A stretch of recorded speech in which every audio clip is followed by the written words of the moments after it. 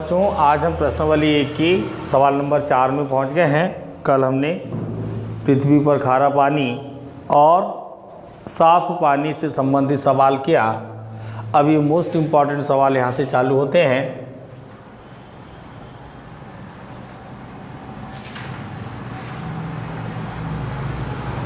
जो प्रश्न नंबर 4 के रूप में यहाँ पर दिया है कि गायत्री एक खेत के धान की फसल को 12 दिन में काट लेती है।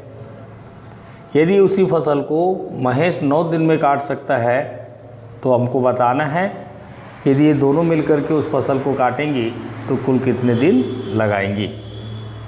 तो ये सवाल हम बोल सकते हैं इन्वर्स से संबंधित सवाल हैं, अर्थात व्युत्क्रमानुपाती संबंधित। तो कैसे करेंगी उस चीज़ को देखेंगी। पहली स्टेप जैसी कि वैसी कि गायत्री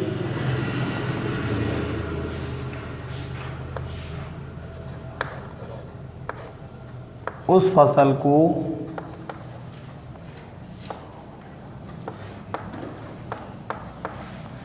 बारह दिनों में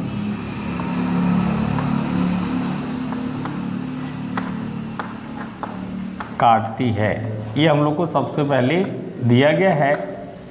तो हम लोग क्या करते हैं बेटा कि गायत्री का एक दिन का कार्य निकालते हैं। इसलिए गायत्री का एक दिन का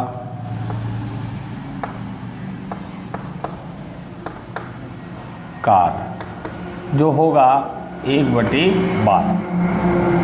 ठीक उसी प्रकार महेश के लिए भी काम करते हैं। हमको दिया गया है कि महेश उसी फसल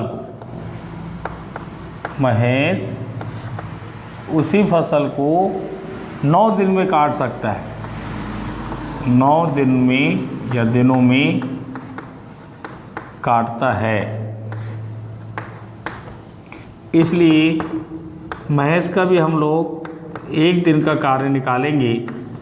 महेश का एक दिन का कार्य ये हो जाएगा 1/9। अब मेन सवाल में आते हैं कि बताइए दोनों मिलकर उस फसल को कितने दिन में काट पाएंगे। तो यहाँ से हम लोग मानते हैं कि माना दोनों मिलकर मतलब गायत्री और महेश, माना दोनों मिलकर उस फसल को X दिनों में काटेंगी या काट सकते हैं।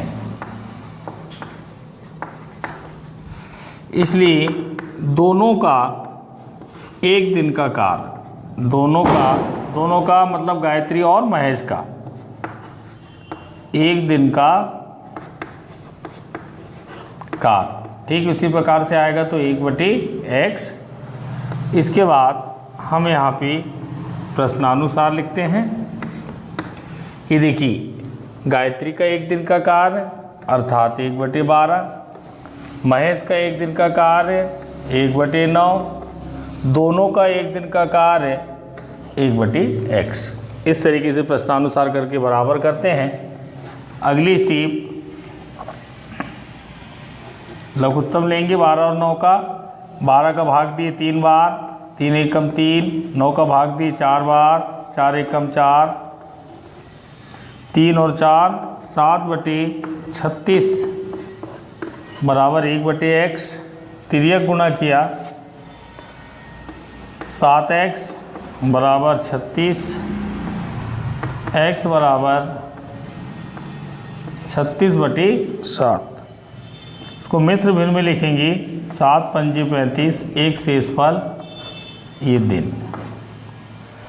अर्थात दोनों मिलकर के उस वर्क को या उस काम को x दिन में कर रहे थे, अर्थात 5 से ही 1/7 दिन में करेंगी। इस x के मान को यहाँ पर लिख देंगी माना की जगह। अतः दोनों मिलकर उस फसल को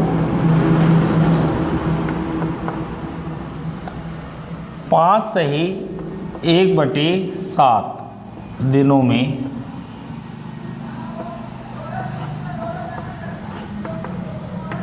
काट लेंगी। ये हमारा होगा उत्तर। इस प्रकार से ये इस प्रश्नावली का सबसे इम्पोर्टेंट सवाल है।